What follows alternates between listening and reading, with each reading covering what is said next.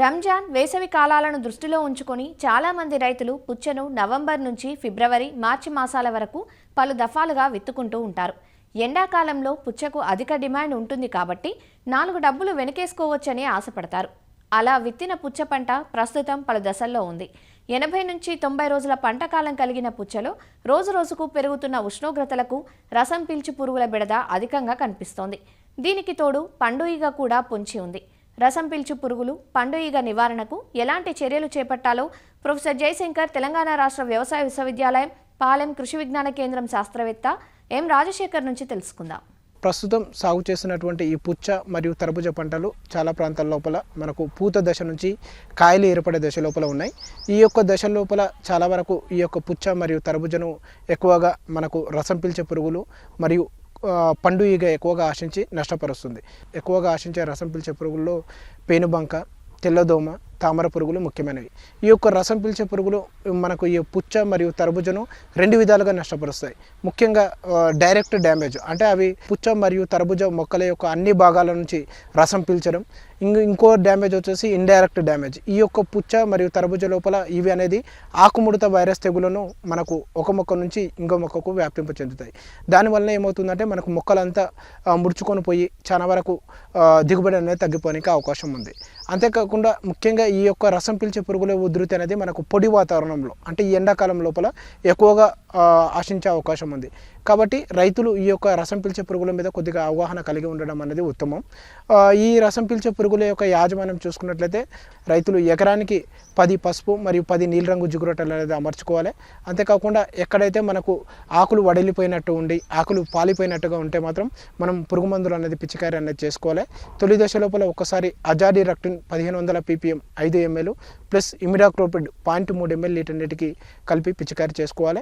ఎప్పుడైతే మనకు ఉధృతి ఆర్థిక నష్టపరిమితి స్థాయిని దాటింటుందో అప్పుడు మాత్రమే మనం ఒకసారి అసిటమిప్రిడ్ అనే మందు 0.3 గ్రాములు లేదా డయాఫెన్తురాన్ అనే మందు 1.25 గ్రాములు లీటర్ నీటికి కలిపి పిచికారి చేసుకున్నట్లయితే మనం ఈ యొక్క రసం పీల్చే పురుగులను సమర్థవంతంగా అదుపు చేసుకోవచ్చు.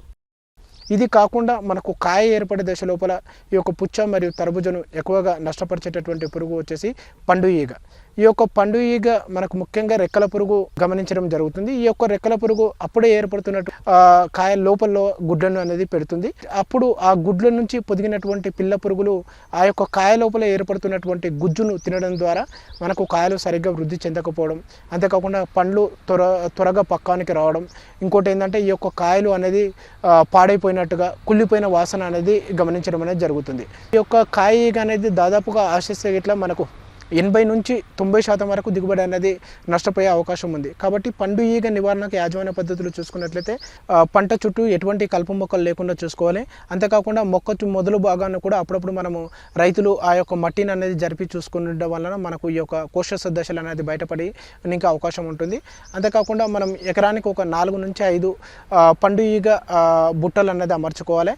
లేదు అంటే ఇట్లా రైతువారి పద్ధతిలోనే వారు పండు ఈగ నివారణకు పండు ఈగ ఆకర్షణ బుట్టలు అనేది తయారు చేసుకోవచ్చు. వాటి కోసం ఏం చేసుకోవాలంటే రైతులు ఒక డజను బాగా పండినటువంటి అరటి పళ్ళను తీసుకొని వాటిని గుజ్జుగా చేసేసుకొని ఒక రాత్రంతా పులియబెట్టుకొని దాని లోపల మనకు కొద్ది వరకు చక్కెర ద్రావణాన్ని యాడ్ చేసుకొని దాని లోపల మనకు 5 నుంచి 10 మిల్లీలీటర్ల మలాథియాన్ అనేటటువంటి పురుగు మందును కలిపేసుకొని వాటిని చిన్న తొట్టెల లోపల ఒక ఎకర పొలం లోపల ఒక 10 చోట్ల అమర్చడం వలన ఈ యొక్క పండు ఈగ అనేది వీటికి ఆకర్షితం అయిపోయి అక్కడ అందులోపల ఉండేటటువంటి తొట్టెల్లో పడి చనిపోవడానికి అవకాశం ఉంటుంది. ఎక్కడైతే మనకు ఈ యొక్క తొట్టెలు పెట్టుకోకపోవడం ఇబ్బందిగా ఉండి మరియు పురుగు మందులు పిచికారి చేసుకోవాల్సిన అవసరం ఉన్నప్పుడు మాత్రం తప్పకుండా ఒకసారి పురుగు మందు అనేది పిచికారి చేసుకోవాలి. అందులోపల మలాథియాన్ అనే మందు 2 ml లీటర్ నీటికి కలిపి పిచికారి చేసుకున్నట్లయితే కూడా మనం ఈ యొక్క పండు ఈగను కూడా అదుపు చేసుకొని రైతులు పుచ్చ మరియు తర్బూజలో అధిక దిగుబడులు పొందడానికి ఆస్కారం ఉంటుంది.